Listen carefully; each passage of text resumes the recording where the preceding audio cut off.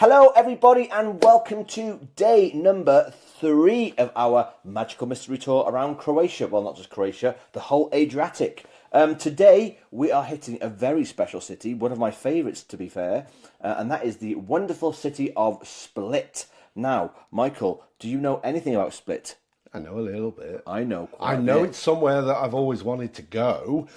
Go on. And also, I do now know that it's the second biggest city in Croatia. And I didn't know that until we found it out. But do you know what the first is?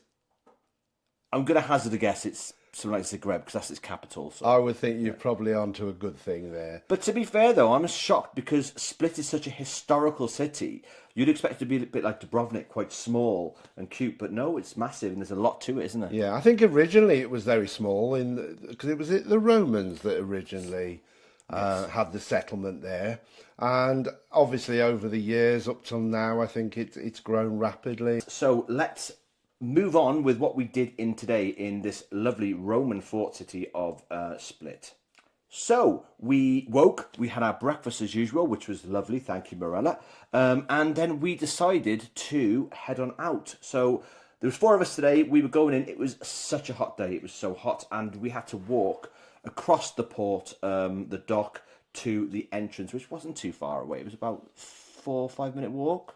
Yeah, I'd say a little bit more. I mean, maybe 10 minutes to get into the town, into where the sort of the city walls were. There were shops, bars, cafes, restaurants on the way, so it wasn't all like made up for the port, that is. Well, you pass the nice harbour, don't you? There's a nice harbour on the walk down there.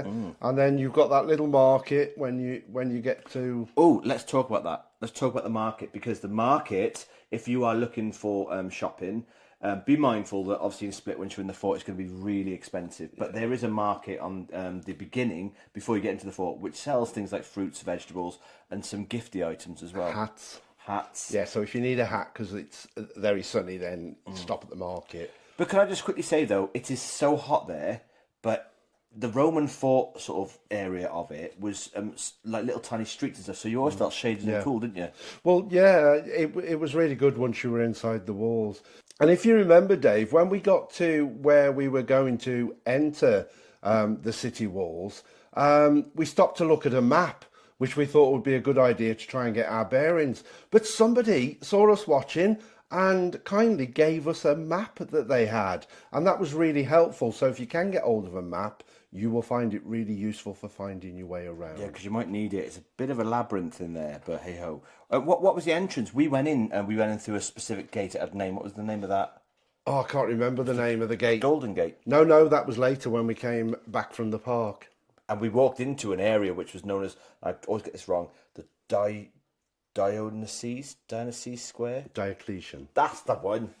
I knew I was somewhere around about that. Good job you got me. No, the Diocletian Square and Palace. That's where you enter in if you're entering in from the west side, is it? I think it is, whichever way you're looking. So, yes, that's where you enter, and it is full of history. You can see the Roman influence there with the columns, the centurions walking around in dress and stuff. Be aware, though, they're a tourist trap. And it's very busy, so also be aware of pickpockets as well. Yeah, so beware of the centurions. They look great, because obviously it definitely gives you that little bit of period of feeling Roman. But beware, if you go and get a photo with them, you will have to pay for it. So be very careful when filming near or around them. Also in the square there is a beautiful church, St. Dominus, is it church? So lots to look at there, some really interesting architecture. It was strange though, because I found that church to be quite gothic, even though it wasn't. There was gargoyles and stuff, if you look closely, there was. But it wasn't. But anyway, going past the square, we then went and found ourselves walking through a labyrinth of streets. There was one part where we came through a lovely domed sort of, I don't know what it was, with a beautiful sort of choir singing in there. Yeah, they were just setting up, and unfortunately I didn't hear any of them singing, but they were setting up in costume, and I would imagine that would have been quite nice to see and hear, because it was a big dome, and I would imagine the acoustics in there would have been really good. I was going to give him a note or two myself. But then we walked through and we found ourselves in these beautiful, tiny little streets with history just everywhere. Because we have to remember that this, I believe it, wasn't the first settlement in this area. It was one of the first settlements.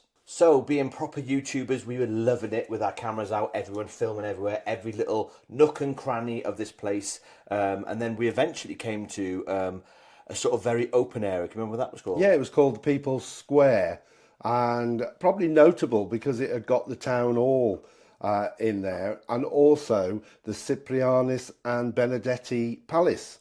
So quite a bit to see in the square, but somebody spotted a certain shop.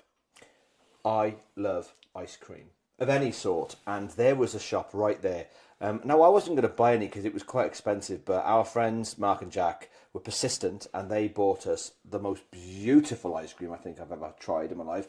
Only one other in the world has ever come close, and that's in Sitges, but this place was absolutely stunning, wasn't it? Yeah, and they were actually €2.80 per cone. Per scoop. But what I loved as well, can you remember that sign on the glass?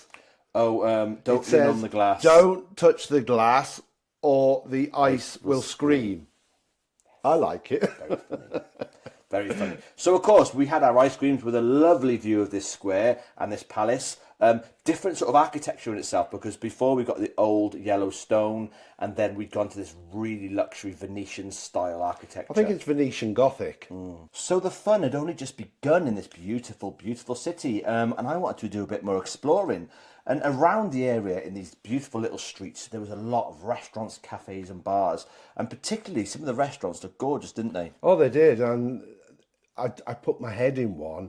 And I mean, they just look so, I don't know, cute.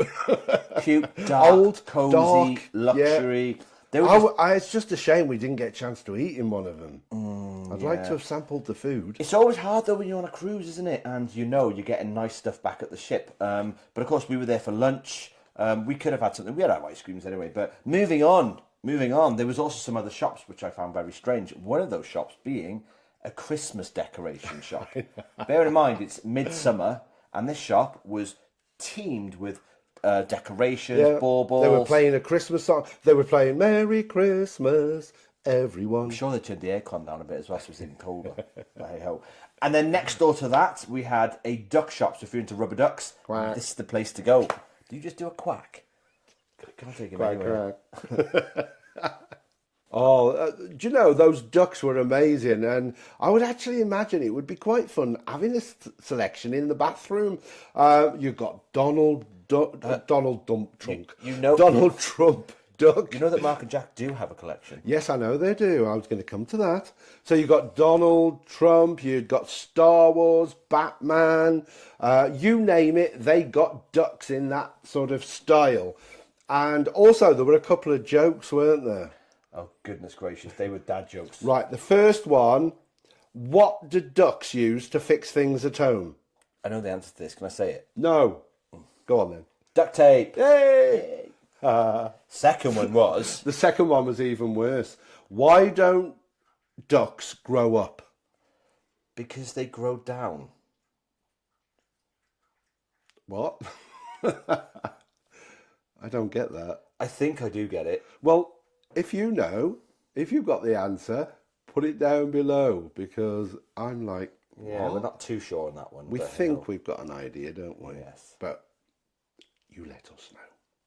So we carried on exploring, and we eventually found at the back of the fort a lovely, lovely sort of park area. And within the park, there was a lot of people. There's some sunbathers and some lovely flora and fauna. But there was also some beautiful sort of like statues and like a tower. I don't know what they did, but they were there. I don't know who they commemorated, but they were quite striking within themselves, really, weren't they? Yeah, and by this point, we were at the main entrance to the fort, which is the Golden Tower, did I say? Golden Gate. Golden Gate.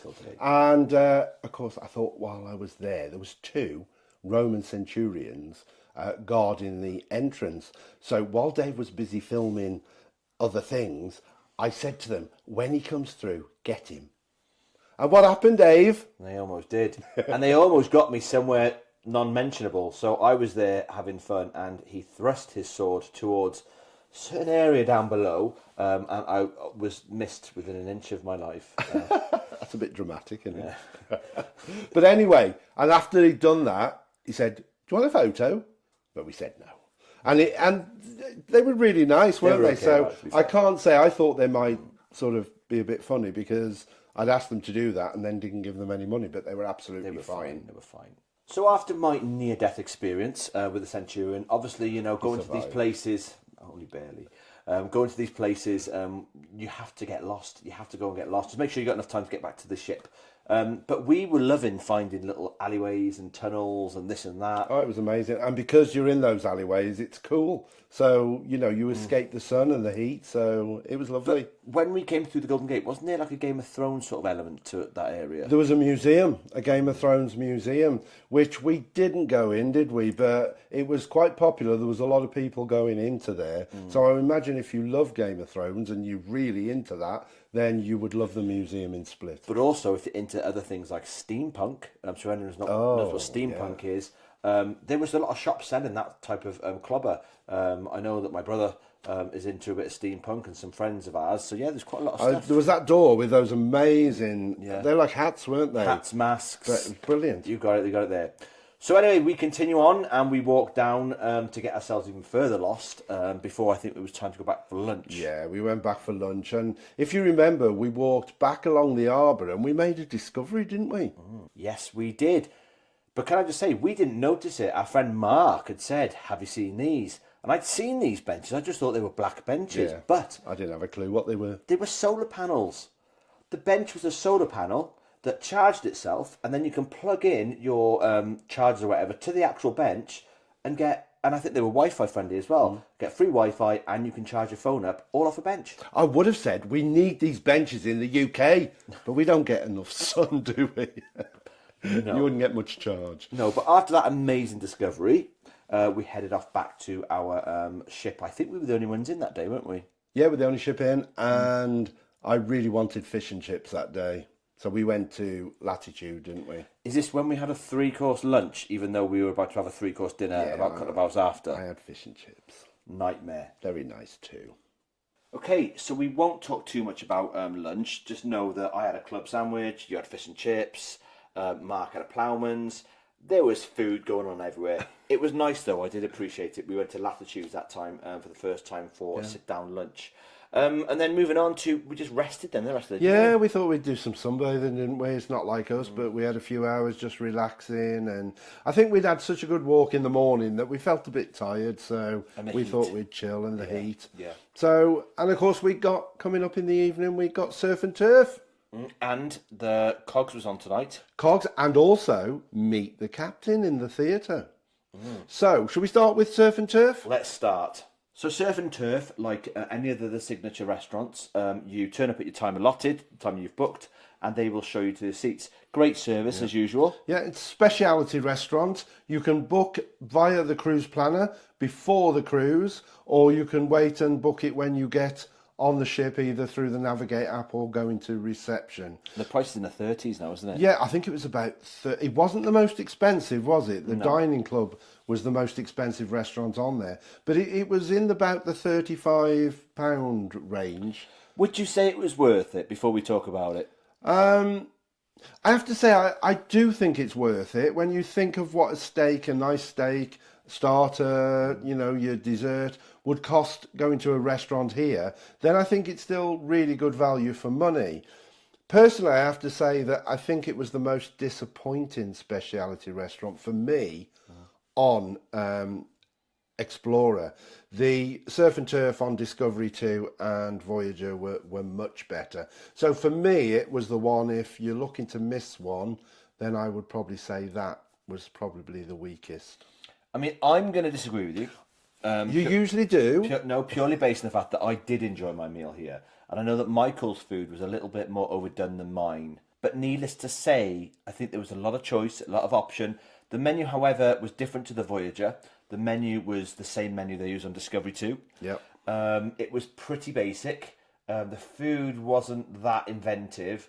But my steak was cooked well. I loved the fact that they give you 3 sort of sides each, and they're a healthy portion of sides. There's a But lot of food. you can have as many sides as you want. I think you can have obviously an appetizer. Choose your steak, or is it the fish? Yeah. You can fish, but there's other options as well. You Yeah. can even have a steak, a cauliflower steak. But the side dishes, you can order as many of the side dishes as you want. Yeah, but going on to our starter, we started off with the meat sharing platter. And a mousse bouche. Oh God, the mousse bouche. Not good. Oh, the mousse bouche. I am not into raw meat, and it was carpaccio of beef. Now, if anyone's ever had it before, you either love it or you don't like it. It was served in. Did you even try yours though? I did, yeah. Oh, I did try it was mine gross. as well. It was like a soy saucy dressing and stuff. I wasn't a fan at all. I It wasn't a wasn't for fan. me. Wasn't No. for me. But starters was a different matter. We had the turf sharing board for 2 people, and Mark and Jack had the fish one. fish one, the surf. Yeah, the surf. They had the surf. Yeah. The surf, yeah. What was on our sharing platter? It came out on a heated skillet. We had an array of little cocktail sausages on there. I don't know what flavour they were. They were quite nice, though, to be fair. We had 2 pork. Were they pork? No, they were pork. I'm sure they were pork ribs. Yeah, they were pork. In a barbecue sauce. And we had some crackling that came with them as well. There was some bread and some sort of like butters and sauces in there, but they were irrelevant. It was mainly those 3 things there.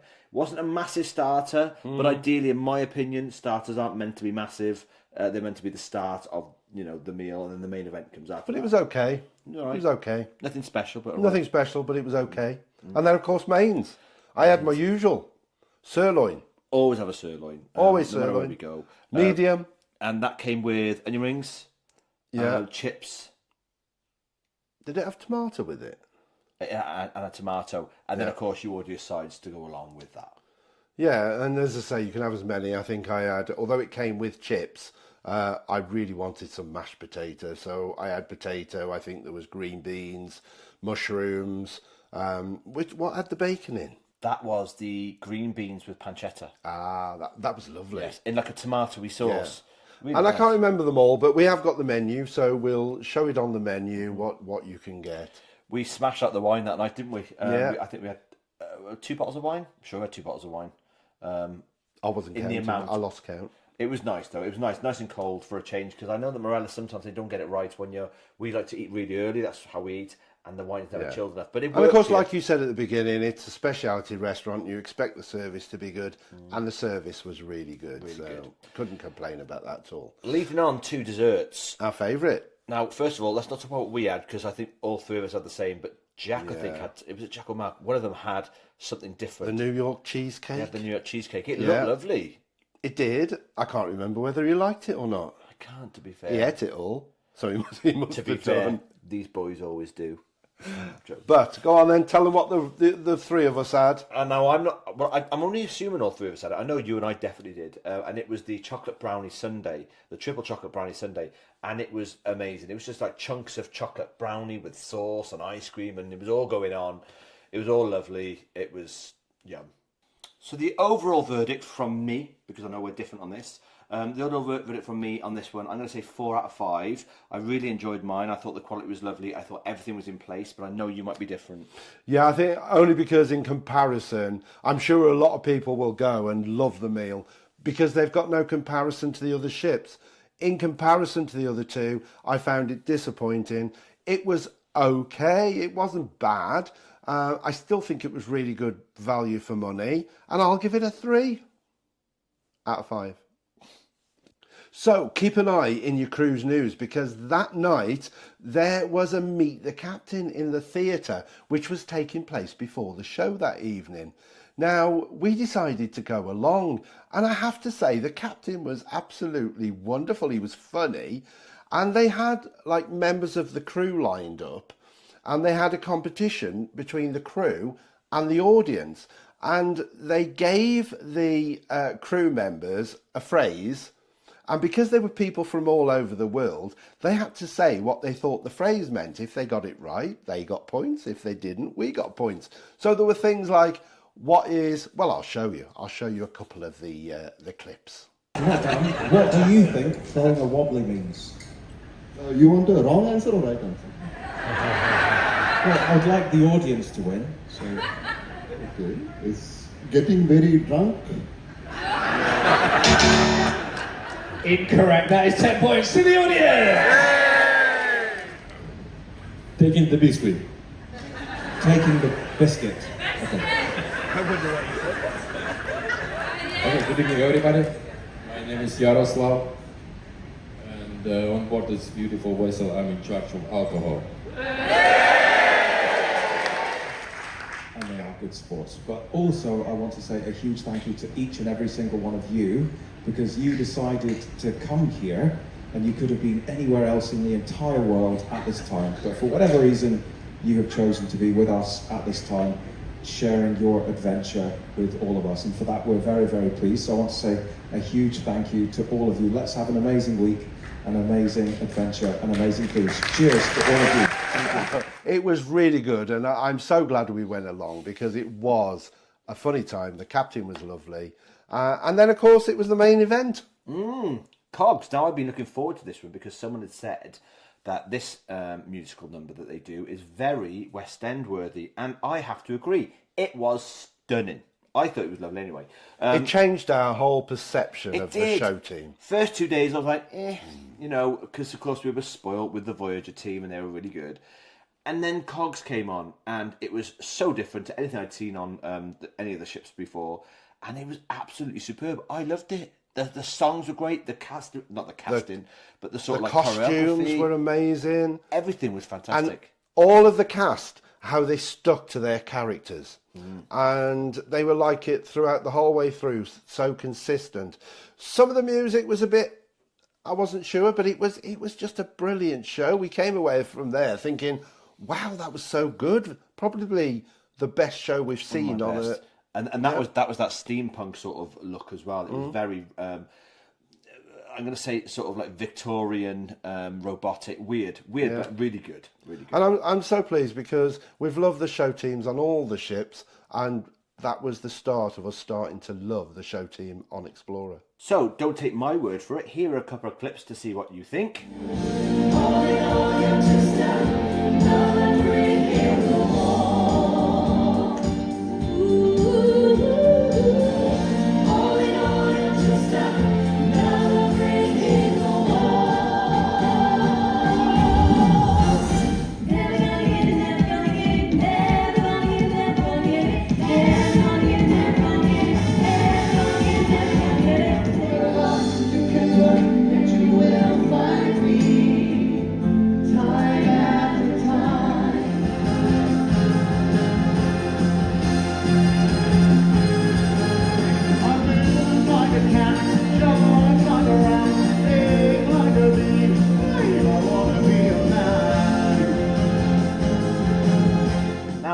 Sure about you, but I loved it. The auditorium certainly loved it as well, and I was excited this night because we were about to go to the silent disco. Now, if you've watched our channel before and you've watched the Voyager video, you will see how much we absolutely adored it was the a silent disco. Scream, an absolute scream. We loved it.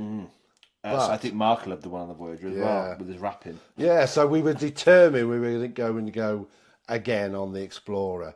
Now, it was due to start at 11:30 and we arrived there about 11:15 and it didn't start off very well, did it? No, it didn't. As you walked in, there was a chest with all the headphones on and people were coming, grabbing them, and then a member of the staff came and said, oh, no, you can't have them yet. But it was too late. They'd all gone and there was only a couple left. By the time she managed to stop them, there were kids running round, and I'm talking young kids running round everywhere. Not that we got a problem with kids. Not a problem with kids. This but was the nightclub. To me, a silent disco is at 11:30 p.m. for adults. Yeah, I agree with you here, Mike. And part of the problem for me as well was the actual area itself. It wasn't like Voyager. It was enclosed with a small bar. And it was wrong. There was a lot of people, a lot of alcohol, too many. It was busy before it even got started, but which meant you couldn't find a seat. But because of it, I almost found that we found that bar at the back. But like I said, that's not what we went there for. We went there for the silent disco, For but the couldn't disco. do it. But we just decided now I'm not feeling it. No. But if you haven't done a silent disco, They are good fun. try it because it's brilliant fun.